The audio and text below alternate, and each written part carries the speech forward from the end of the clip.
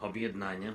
Сьогодні ми зустрічаємось тут, у Києві, в цьому прекрасному місці, у Святій Софії, яка є одним із давніх осередків європейської культури. Тут у всьому відчувається, що Україна завжди була, і Україна завжди буде невід'ємною частиною нашого спільного європейського простору. А це, перш за все, ціннісний простір, культурний простір, який переростає у відповідний політичний та економічний простір. Вже давно настав час для того, щоб прибрати штучну політичну невизначеність у відносинах між Україною і Євросоюзом. Настав час для позитивного рішення щодо відкриття переговорів про членство України в Євросоюзі. Наші цінності, безпека, наш добробут, мир на континенті – все це може реалізуватися на 100% для Європи лише разом з Україною. В цьому контексті ми розраховуємо, що у червні буде представлено позитивну проміжну оцінку Європейською комісією щодо прогресу України на шляху євроінтеграції.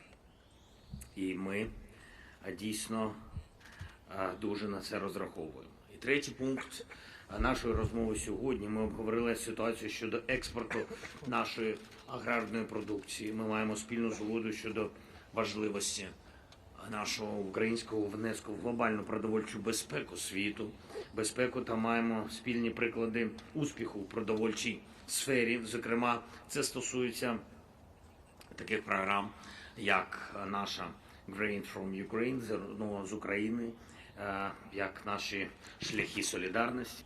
А солідарність не може бути меншою, ніж об'єктивна потреба у ній. Але, на жаль, ми зіткнулися з проблемами саме у тому, у чому і надалі мали би бути сильні прояви солідарності. Це пропорційні тим загрозам, які є сьогодні. Жорсткі, навіть жорстокі, як для часу війни, протекціоністські заходи від наших сусідів не можуть не розчаровувати, м'яко кажучи. Будь-які обмеження нашого експорту зараз абсолютно неприпустимі, бо це посилює не нас усіх в Європі, а лише посилює можливості агресора. Ми пропонуємо започаткувати консультаційну групу для моніторингу відповідних проблемних питань та утриматись від будь-яких рішень щодо торгівлі без консультацій з Україною. Ми очікуємо від Євросоюзу сильних європейських за змістом рішень та зняття якомога швидше усіх обмежень, якщо буде політична воля. А сьогоднішні наші переговори свідчують, що така воля є, то ми зможемо знайти оптимальні та справді сильні рішення, які захистять інтереси як Європи в цілому, так і українців, які страждають, на додачу до всього ще й від застосованих проти нас експортних обмежень. Дуже дякую вам, пані президент, дякую тобі, Урсула, за розуміння, дякую за ці переговори, які ми вже розпочали сьогодні, і вітаю усіх з цим днем, з Днем Європи. Бажаю якнайскорішого відновлення миру і свободи для всієї нашої української землі, всієї нашої української і європейської землі. Слава Україні! Заява президента Європейської комісії. Дуже дякую, шановний президенте Зеленський, дорогий Володимире.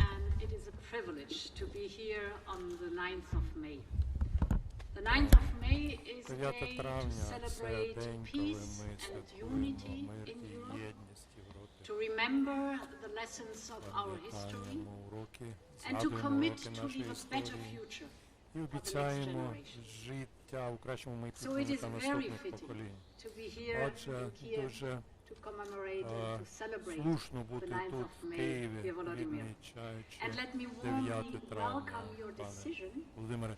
І ми тепло вітаємо ваше рішення зробити 9 травня Днем Європи в Україні. Також Київ є столицею України і є серцем, яке б'ється в рамках європейських цінностей. Україна знаходиться на передовій боротьби за все, що ми, європейці, любимо. Наша свобода, наша демократія, наша свобода думки, свобода висловлення, хоробра Україна бореться за ідеали Європи, які ми відмічаємо сьогодні. In Russia, Putin and his regime have destroyed these values. And now they are attempting to destroy them here in Ukraine. Because they are afraid of the success you represent and the example you show. And they are afraid of your path to the European Union. But the aggressor has already dramatically failed. Ukraine has resisted the attack and is fighting back successfully. And why that? First and foremost, because as a free society, Ukraine can count on the unquenchable bravery of its million women and men. They fight for our European values.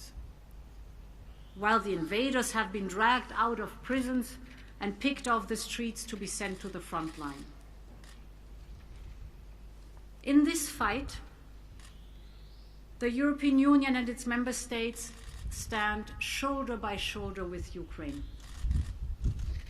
The 9th of May also symbolizes something else, and that is solidarity. A solidarity born out of the lessons of the great conflicts of the 20th century. That is the spirit of our democracies. And dear President Zelenskyy, I am here today to assure you that you can count on that very same solidarity for as long as it takes.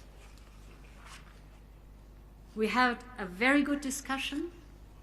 We are working on different strands, and let me report from some of them. The first priority is to help to secure the ammunition Ukraine needs. You know that we are working along 3 tracks. The fastest track is the immediate release of ammunition from member states' stocks. We have allocated 1 billion euros to this, and it is working. Significant stocks of ammunition have been delivered or are on their way to Ukraine, but more needs to be done urgently. Therefore, the second track we agreed last week provides 1 billion euros from the European Peace Facility for the procurement of 155 and 152 millimeter ammunition by member states.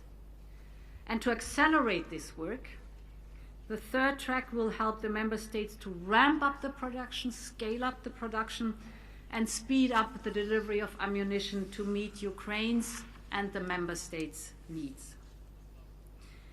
The second topic is financial support. We continue our vital financial support to Ukraine.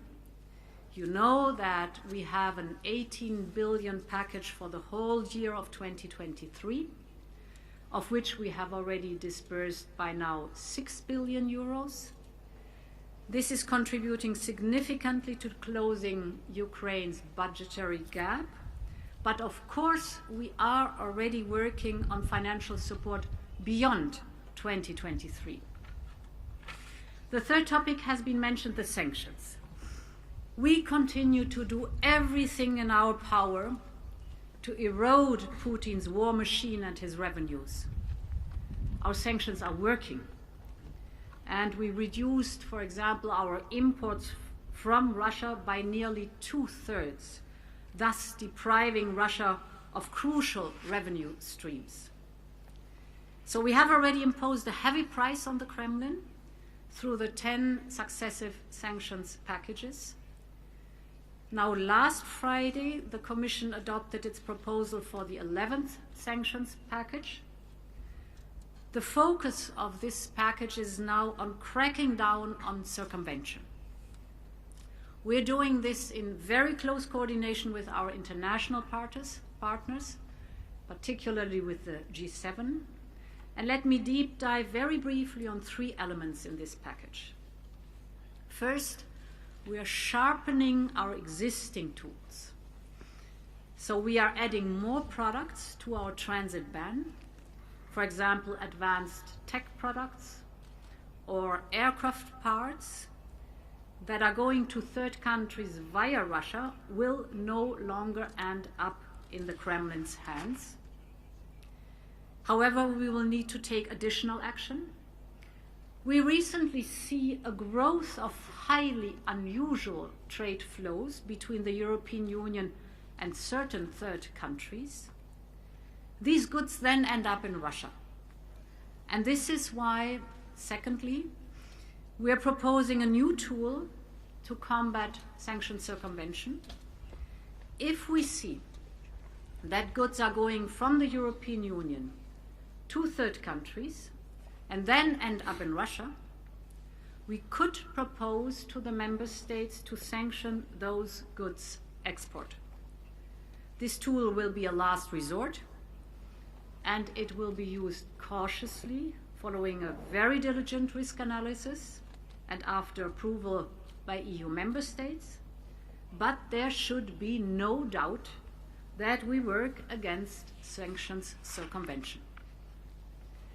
And the third element in this package is we propose to ban shadow entities from Russia and third countries who are intentionally circumventing our sanctions.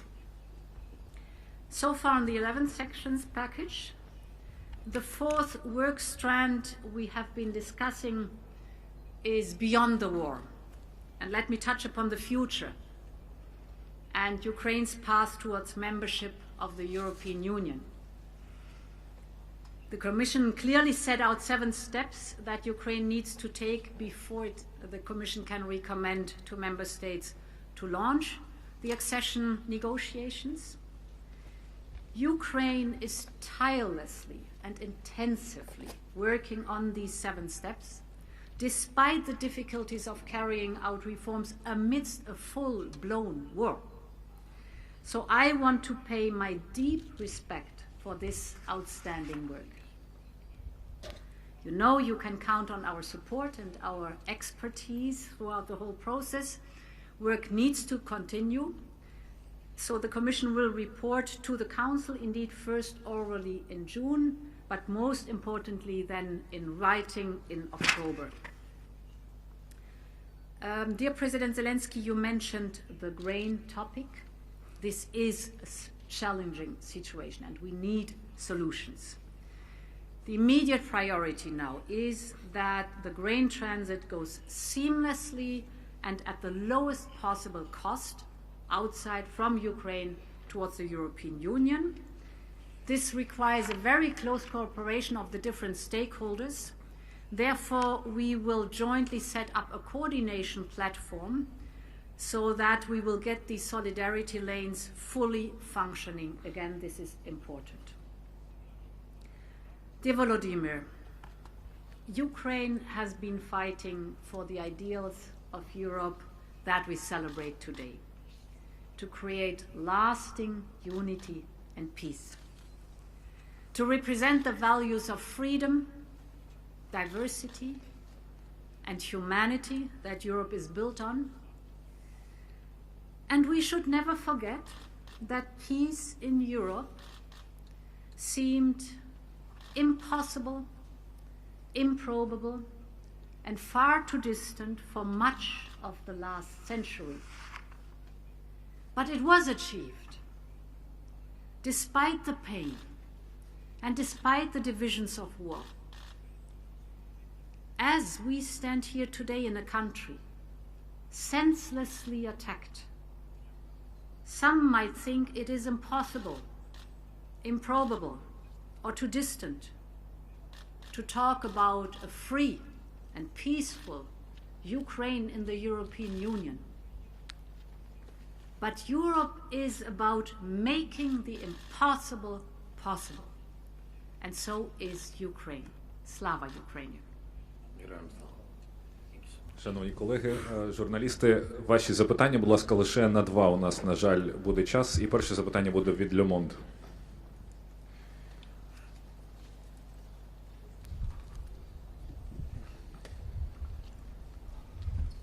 Thank you very much. Madam President of the European Commission, you a bit answered already my question, but I wanted to have your advice on the progress Ukraine made to implement these 7 steps despite the state of war? Indeed, it is impressive to see that despite a full-blown war, Ukraine is working hard, tirelessly and intensively on the 7 steps. A lot of progress has been made, but work has to continue. So we have been discussing the details, and it is very important that we have progress, but I'm very confident because we had very good discussions on the different topics that are being addressed by these 7 steps. So our aim now is to have the oral report in June, but most importantly is then the written report that has an overview over the whole year's progress, and this will be the decision-making element presented to the member states then in October. Дякую. Друге і останнє запитання буде від Суспільного, будь ласка. Доброго дня, пане президенте. Перше запитання до вас. Бачимо, що останні кілька тижнів Росія збільшила кількість атак крилатими ракетами, а також ударними дронами по території України, зокрема по столиці. З чим, на вашу думку, це може бути пов'язано? І запитання до пані Урсули. Я так розумію, що в 11-му пакеті санкцій немає санкцій проти Росатому. Коли з'являться ці санкції, в якому пакеті нам все ж таки очікувати їх? Дякую. Дуже дякую вам за запитання. Після довготривалої, скажімо так, паузи з точки зору такої кількості ударів по українській землі, тому що ви пам'ятаєте, що було восени і взимку ударів було не менше, а були дні, коли було і більше. Потім була відповідна пауза з точки зору кількості, але щоденні удари вони не закінчувалися. Тим не менше, ви дійсно праві, тим, що зараз є те, що ми відслідковуємо, збільшення. На мою особисту думку, треба щось Російської Федерації, військово-політичному керівництву, як то кажуть, продавати своєму суспільству, тому що перемог ніяких немає, а ненажерливе суспільство, воно там і є, і ми бачимо, як вони підтримують ті чи інші радикальні дії або кількість смертей, вони завжди радіють цьому як факту. Бахмут продати не вийшло, тому що не вийшло захопити. Це була остання у них така дійсно важлива операція до 9 травня, встигнути це зробити. І хоч, на жаль, не існує такого вже там цілого міста, все зруйновано абсолютно, тим не менш, Росія так любить Донбас, що там ніколи не було. Да. І тим не менш, вони можуть інформаційно продавати це як ту чи іншу перемогу, захоплення або руйнацію того чи іншого міста. Тобто їм не вдалося, перед 9 числом треба показати, що вони щось знов зруйнували. Але 9 у них не вийшло. On the question to the nuclear, we are working very intensively with our member states to diversify away, so to be independent. What that is concerned, this is hard work, but some of the member states are making progress, and you can rely on the fact that we will keep pushing our member states. Дякую за ваші відповіді, шановні колеги. Дякую за запитання. Прес-конференція добігла кінця. Дуже дякую. My friend. Very quick. Sit down, please. Sit down, please.